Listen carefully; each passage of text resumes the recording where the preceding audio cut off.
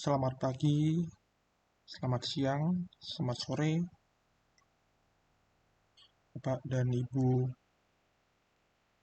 yang saya hormati. Pada siang hari ini saya akan mempresentasikan tentang proyek RBPL kelompok kami sebagai salah satu syarat untuk mengikuti UTS.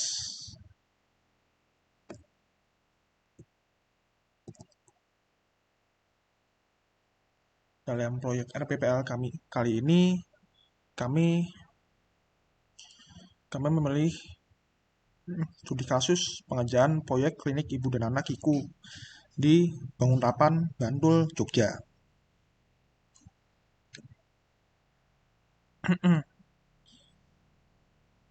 Sayang pandangnya, Skapur Sirinya kenapa kami memutuskan untuk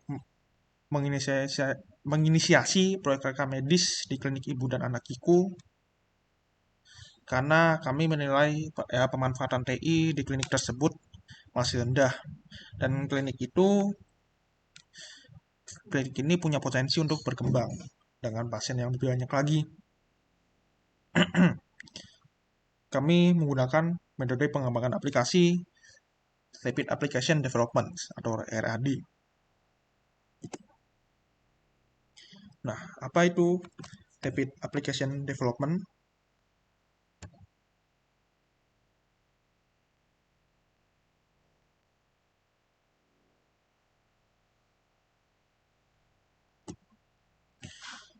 Rapid Application Development merupakan metode yang berfokus pada pengembangan aplikasi secara cepat melalui pengembangan dan feedback secara berulang-ulang. RAD diajukan oleh IBM pada tahun 1980 sampai 1990-an.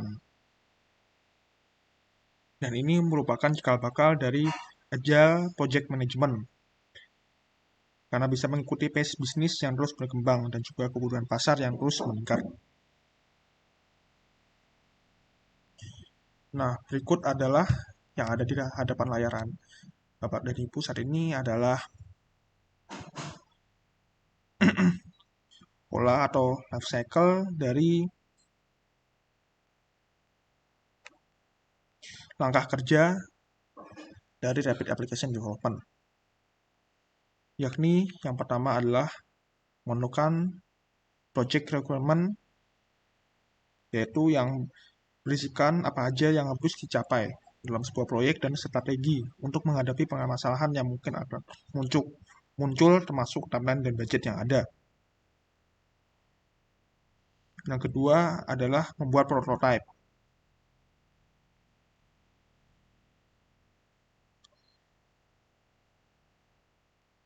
Prototype akan dikembangkan kepada developer untuk diberikan kepada klien. Nanti kliennya akan menilai apa saja yang mereka suka dan apa saja yang mereka tidak suka. Nah, prototype ini belum sempurna, hanya menunjukkan fitur dan fungsi yang ada. Yang kedua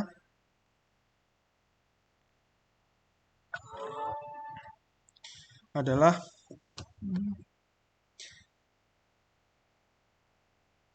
refine dan test bersama dengan untuk construction untuk pengumpulan feedback. Nah, jadi dalam construction ini sambil melihat feedback yang diberikan oleh user. Dan yang terakhir adalah cut over atau penyelesaian produk akhir.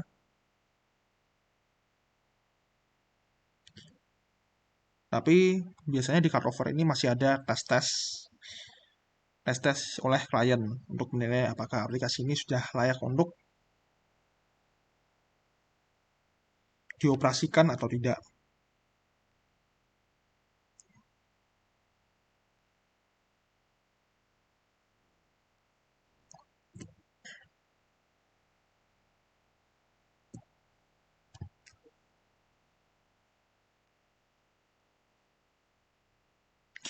Nah, mengapa kami memilih RAD? Nah, ini alasan pertama adalah skopnya, ruang lingkup proyeknya kecil.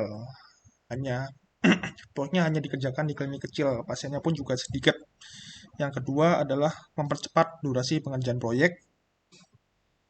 Yang ketiga adalah mengurangi ongkos pengerjaan proyek, ya karena pakai RAD jadi lebih cepat. Kalau lebih cepat jadinya ongkosnya lebih sedikit, karena biasanya gaji developer kan per jam. Dan yang keempat adalah lebih terbuka terhadap kritik dan masukan pada saat proyek berlangsung.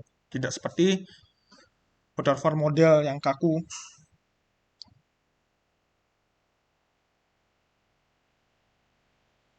Karena proses memberi masukannya hanya ada di awal, tidak selama proyek berlangsung.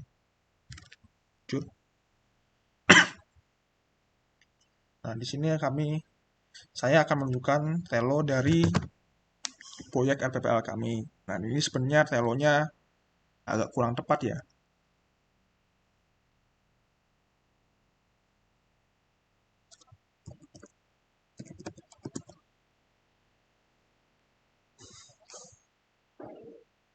Nah, ini adalah telonya, telo dari project life cycle kami. Ada planning, designing, coding, finalization, dan delivery pasti seperti metode RAD. Tapi sebenarnya bukan seperti ini karena kita nantinya pakai kita nantinya akan menggunakan seperti agile model agile dan Kanban. Planningnya seperti ini. Ini deskripsinya. Project desainnya seperti ini. Ini salah satu contohnya. Bagian coding seperti ini. Finalisasinya seperti ini. Dan delivery-nya seperti ini. Terus sebenarnya kami akan memakai contoh yang seperti ini. Kira-kira. Kanban agile. Oke, lanjut.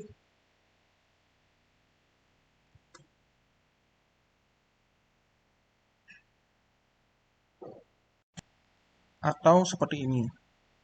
Contoh telo yang akan kami gunakan ke depannya. Sprint backlog. Yakni agile sprint board.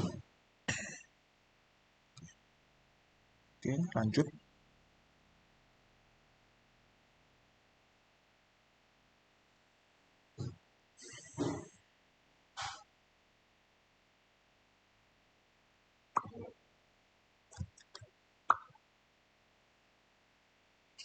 Nah, ini adalah UML diagram dari project yang kami kerjakan. Nah, sesuai dengan yang diamanatkan di soal UTS, kami hanya membuat 4 jenis UML diagram. Yakni ada use case diagram, activity diagram, sequence diagram, dan class diagram. Ini use case diagram, activity diagram, sequence diagram, class diagram. Use case diagram itu adalah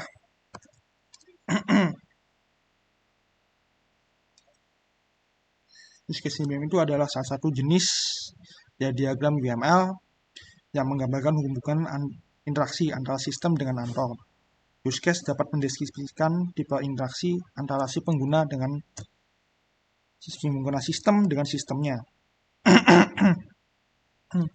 Yang kedua adalah activity diagram. Activity diagram itu adalah sebuah diagram yang dapat memodelkan berbagai proses yang telah terjadi pada sistem. Seperti layaknya runutan proses berjalannya suatu sistem, tapi digambarkan secara vertikal.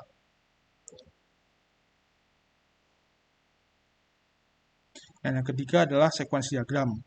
Sequence diagram itu merupakan diagram yang menjelaskan interaksi objek berdasarkan urutan waktu. Sequence itu bisa menggambarkan urutan atau tahapan yang harus dilakukan untuk dapat menghasilkan sesuatu, seperti tertera pada use case diagram. Dan yang keempat, sekaligus yang terakhir adalah class diagram. Kelas diagram itu merupakan suatu kelas yang digunakan untuk menampilkan kelas-kelas berupa paket-paket untuk memenuhi salah satu kebutuhan paket yang akan digunakan nantinya.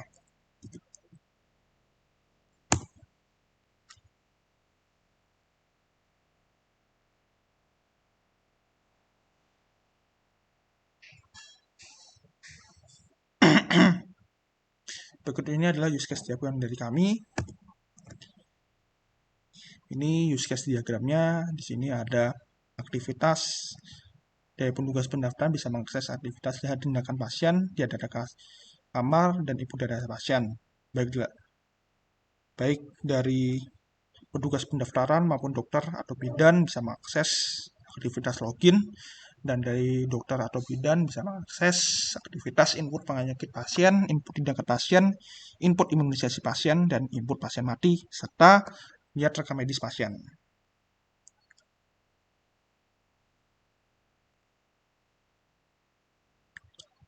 Dan sekarang lalu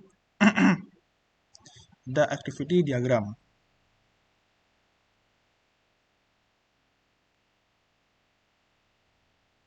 Nah, berikut ini adalah activity diagram dari aktivitas login seperti ini.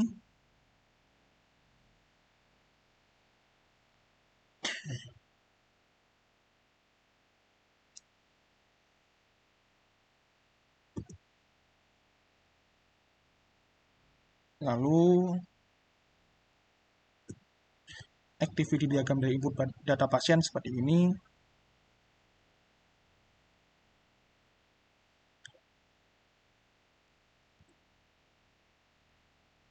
Lalu activity diagram dari lihat ketersediaan kamar seperti ini.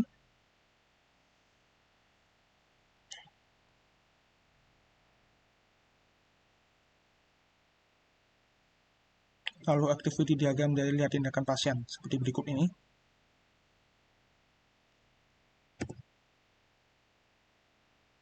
Activity diagram dari input penyakit pasien seperti ini. Cepat karena banyak. Activity input pasien mati seperti ini.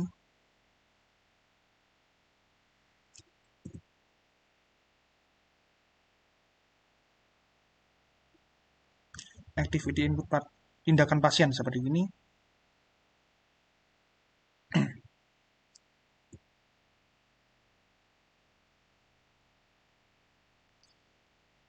Activity diagram lihat rekam medis seperti ini.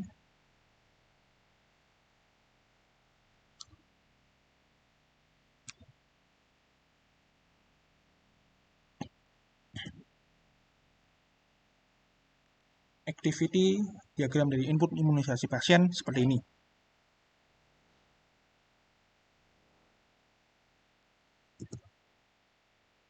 Sekarang adalah sequence diagram.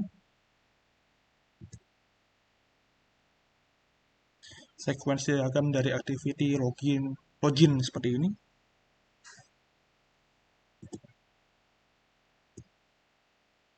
Activity diagram dari activity sequence diagram dari lihat tindakan pasien seperti ini.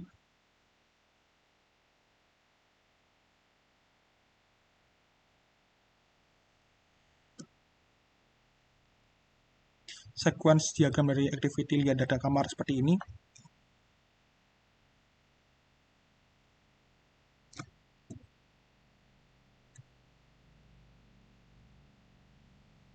Sequence diagram dari input data pasien seperti berikut ini. Katanya seperti ini.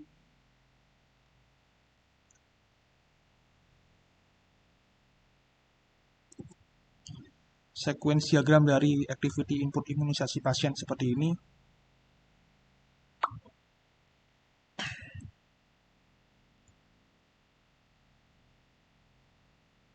Sequence diagram dari input pasien mati seperti ini.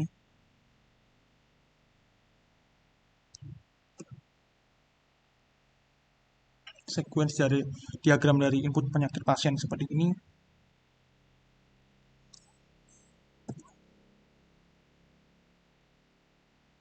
Sequence diagram dari input tindakan pasien seperti berikut ini.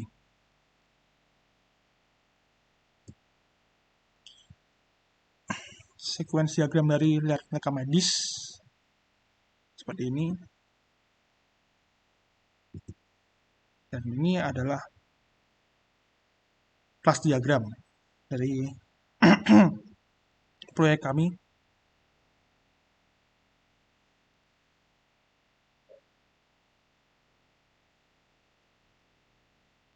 Seperti berikut ini. Nah, ini adalah relasi-relasi antar kelas diagramnya, antar kelasnya. Nah, ini kenapa dokter bidannya dihubungkan ke tindakan pasien, bukan langsung ke data penyakit. Kelas data penyakit karena biasanya kalau kita ke klinik pasti yang dingin. Biasanya kalau kita klinik kan ya kadang-kadang yang kita inginkan tuh selalu tindakan. Nanti tindakannya dulu, makanya kami arahkan ini hubungan ini ke sini.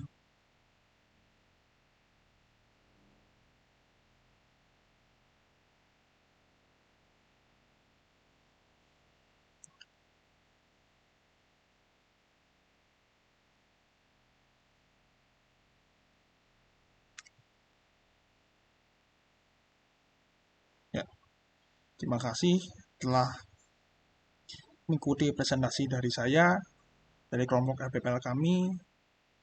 Saya sendiri Muhammad Andika Asyada Putra, Mbak Inga Dwi Pratiwi dan Mbak Umi Rohmah mengucapkan terima kasih karena telah mengikuti presentasi ini sampai akhir. Wassalamualaikum warahmatullahi wabarakatuh.